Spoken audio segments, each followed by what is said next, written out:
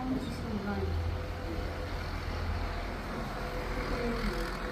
अंदर किचन भी जैसे कि